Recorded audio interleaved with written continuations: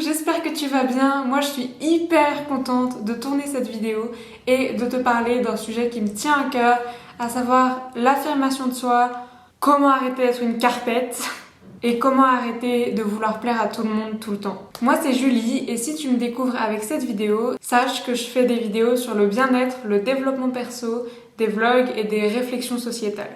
Donc si ça te paraît bien et que c'est des choses qui peuvent t'intéresser, considère t'abonner à ma chaîne. C'est parti!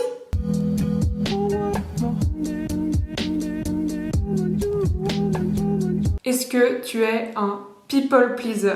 Cette expression anglaise que j'utilise parce qu'à ma connaissance, il n'y a pas de pendant francophone pour dire la même chose, signifie que tu veux tout le temps dire oui à tout et faire plaisir à tout le monde. Tu peux agir comme ça parce que tu manques de confiance en toi ou parce que ça te déplaît tellement l'idée de te dire que tu vas décevoir quelqu'un ou que tu fais tout pour éviter les confrontations. De prime abord, ça peut avoir l'air d'être une super idée. Si tu dis oui à tout, les autres seront contents et donc toi aussi. Pas de drama, tout va bien. Sauf que non.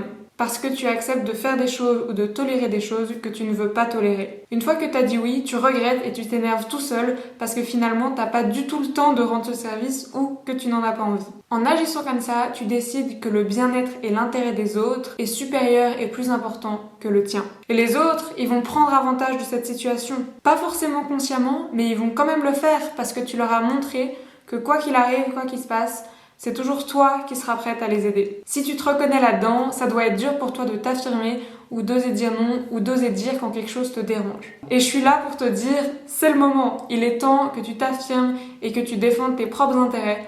Parce que si toi-même t'es pas prête à défendre tes intérêts, personne d'autre le fera à ta place. Pour ça, il y a deux choses que tu peux faire. Tu peux augmenter ta confiance en toi, parce que ça te permettra d'être plus équipé pour faire face aux confrontations.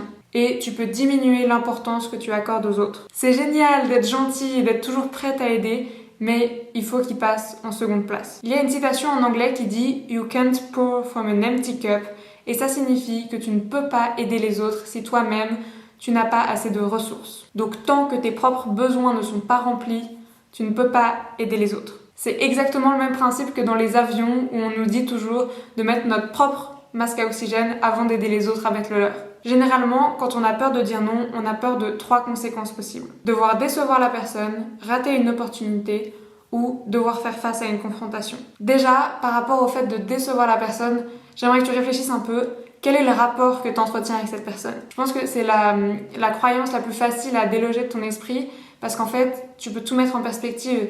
Ce sera beaucoup plus important ta relation avec les membres de ta famille, ta sœur, ton frère et tes amis proches versus un collègue ou une connaissance. Et à partir de là, en déterminant quel poids tu désires accorder à tes relations, tu peux décider si oui ou non le service qu'ils t'ont demandé de faire peut dépasser tes propres besoins ou non. Ensuite, pour l'idée que tu risques de rater des opportunités, et ça découle un peu de la théorie du yes man où tu devrais dire oui à tout, parce que comme ça, il y a plein de portes qui vont t'ouvrir et oui, c'est une super théorie et c'est génial, mais il faut quand même penser à tes propres besoins. Et par rapport à cette histoire d'opportunité, là, ce que j'ai envie de te dire, c'est vraiment, est-ce que tu penses que à ce moment-là précis, où on te propose ce truc que t'as pas envie de faire, est-ce que tu penses que s'il s'agit d'une bonne opportunité, tu vas être dans les bonnes conditions pour la recevoir et pour en profiter à 1000%? Si la réponse est oui, vas-y. Sinon, est-ce que vraiment ça vaut la peine? Et enfin, pour la peur des confrontations, comme pour tout, il y a des manières de dire les choses. T'as pas besoin de hurler sur la personne pour faire passer ton message. Et la bonne nouvelle, c'est que si t'as du mal à communiquer avec les gens et à faire passer ton message, à oser dire non, tu peux apprendre. La communication et surtout sans blesser l'autre, ça s'entraîne. De manière réaliste, tu peux pas passer toute ta vie sans jamais avoir de discussions désagréables à avoir. Donc, autant commencer à apprendre maintenant si c'est quelque chose avec lequel t'as du mal. Si la situation mérite une discussion, mieux vaut ne pas faire l'autruche parce que dans ce cas-là, tu te punis toi-même. C'est toi qui ne te respectes pas et qui ne respecte pas tes besoins. En plus, tant que tu ne communiques pas clairement, tu ne peux pas savoir ce que l'autre pense. C'est une double peine pour toi en fait, parce que quelqu'un t'embête, tu t'énerves tout seul dans ton coin, mais tu lui fais même pas part de ton mécontentement. Donc pendant que toi t'es stressé et que tu te sens pas bien et que t'es énervé et que tu dévoues autant de temps et d'énergie à cette personne, elle a aucune idée qu'elle t'embête. La discussion / confrontation permet une chance de décanter la situation. Elle permet à l'autre de s'expliquer, voire de s'excuser. Le but étant que la situation ne se reproduise pas. Peut-être que la personne, elle sera pas coopérative du tout, elle voudra pas entendre ce que t'as à dire, mais peut-être que oui. Donc il faut pas que tu prêtes à l'autre des intentions que tu ne peux pas savoir qu'il a. Et le truc, c'est que je fais cette vidéo en connaissance de cause, parce que j'ai une histoire assez récente à te raconter. J'habite dans un appartement et j'ai donc des voisins. Il se trouve qu'on habite dans un immeuble assez mal isolé. Et depuis la rentrée, donc à peu près un mois, mes voisins ont pris l'habitude de faire beaucoup de fêtes. C'est super, la fête, et du fun avec tes amis, mais à partir du moment où ça me dérange, il faut que je dise un truc. Et jusqu'à maintenant, ça m'énervait, mais j'osais rien dire. Justement parce que je voulais pas passer pour la voisine relou. Je m'énervais pendant la nuit de pas pouvoir dormir jusqu'à 2 ou 3 heures du matin. Mais une fois le matin venu, je rationalisais et je me disais « Ah, mais c'est pas si grave. Est-ce que vraiment ça mérite une discussion ?» Jusqu'à mardi soir passé. Le mercredi matin, je devais me lever à 6h30 pour aller au boulot. Et j'avais tout prévu pour être bien reposée, donc je vais me coucher à 22h30. Comme ça, je suis sûre que j'ai mes 8 heures de sommeil. Parce que je sais que pour beaucoup de gens, le sommeil, c'est pas si important que ça. Mais en fait, niveau santé, c'est crucial. Et du coup, moi, j'apporte une attention toute particulière à mon sommeil. Donc, ça m'énerve vraiment quand quelqu'un m'empêche de dormir. Et cette nuit-là, mes voisins, ils ont décidé de faire la fête jusqu'à 2 heures du matin. Et là, je me suis dit que je pouvais quand même pas laisser passer ça. Sachant que c'est quand même des nuisances répétées. Je veux dire, c'est des apéros tous les soirs jusqu'à 22h30, 23h, avec occasionnellement des fêtes beaucoup plus longues dans la nuit, comme mardi passé. Et du coup, je me suis dit non, là, ça va pas. Ça fait un mois que je subis, et eux, ils vivent leur meilleure vie, c'est pas possible. Je peux pas à la fois ne pas réussir à dormir, donc je subis ça, plus subir mon propre mécontentement. Donc, j'ai été à mon travail, ensuite j'avais un cours jusqu'à 13h, je suis rentrée chez moi et je me suis dit bon, j'ai les chocottes, mais il faut que j'aille leur parler. Et vraiment, je flippais de ouf et je me disais, j'espère qu'ils sont pas là, comme ça je peux leur laisser un mot. Même si je sais que c'est beaucoup mieux au final d'avoir une discussion face à face. Surtout que ces voisins, je les avais jamais rencontrés, je connaissais même pas leur visage. Par contre, j'entendais toutes les nuits leurs conversations. Vraiment, j'arrivais à savoir ce qu'ils disaient. Je connais le rire de la petite copine de mon voisin. Voilà. Mais pas son visage. Bon, du coup, 13h, je tente. Donc je sors sur mon palier, je sonne, j'entends de la musique, donc je me dis ah bah c'est cool, au moins ils sont là. Mais la musique elle est un peu forte. Du coup je me dis ah ils ont pas entendu ma sonnerie, je ressonne. J'ai sonné 3 fois, au bout d'un moment je suis partie du coup et je me suis dit j'espère vraiment que c'est juste qu'ils ont pas entendu la sonnerie et que c'est pas qu'ils ont décidé de m'ignorer. Parce que s'ils ont décidé de m'ignorer en se doutant que c'était moi derrière la porte, ça va être compliqué de communiquer. Bref, j'ai été dormir 1h30 vu que il m'avait manqué un peu de sommeil. Et j'ai retenté vers 15h30.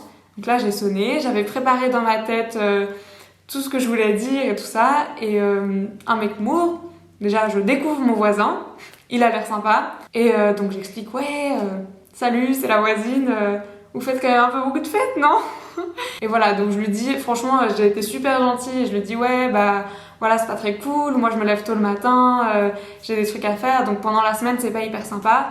Par contre, je sais pas s'il y a des alternatives. Vous pourriez, par exemple, faire la fête le week-end. Ça me dérange pas. Il a l'air d'hyper bien comprendre. Il est compréhensif, il est cool. Il me dit par contre que c'est surtout son coloc, le bruit. Du coup, bah voilà, je sais pas à quel point ça a eu un impact, mais ça avait l'air de s'être bien passé. Donc ça, c'était mercredi. Après, bon, finalement, je pourrais vous tenir informé de cette situation, mais le jeudi soir, ils ont refait la fête jusqu'à 23h, donc je sais pas si c'était juste parce que c'était déjà organisé comme ça, ou si c'est vraiment qu'ils en ont absolument rien à faire de ce que je leur dis. Donc on verra comment ça se décante. Mais au moins, j'ai fait le plus dur. Genre maintenant, ils peuvent plus dire qu'ils sont pas au courant, qu'ils embêtent leurs voisins. Et je suis contente d'avoir été leur parler, d'avoir découvert qui c'était. Ils me connaissent aussi maintenant et c'est déjà vraiment un bon pas. Et si je devrais aller faire des piqûres de rappel, dire au fait, vous êtes censé faire plus aucun bruit après 22h, donc je veux bien accepter un peu de temps en temps, mais tous les soirs ça va être compliqué. Ça me dérange beaucoup moins maintenant que j'ai déjà fait le premier pas. Et je suis prête à faire ça et à me battre parce que pour moi c'est plus important d'avoir un environnement calme et serein chez moi versus le potentiel de fête de mes voisins. Et donc bien sûr que c'était dur de s'affirmer et de se mettre dans ce rôle de la voisine pas contente du bruit, Mais au final, heureusement que je l'ai faite parce que personne d'autre l'aurait fait pour moi. Donc voilà, cette petite story time conclut cette vidéo que j'espère t'as appréciée parce que moi j'ai beaucoup apprécié parler un peu de ça, l'affirmation de soi, la confiance en soi, c'est des thèmes qui m'intéressent particulièrement. Si la vidéo t'a plu, n'hésite pas à t'abonner à cette chaîne, ça me ferait extrêmement plaisir. Comme toujours, tu le sais très bien, j'aimerais beaucoup voir cette petite chaîne sur laquelle je travaille depuis 2 ans, la voir un peu évoluer. Et voilà, donne-moi ton avis en commentaire. Ça m'a fait hyper plaisir de te parler et à la prochaine!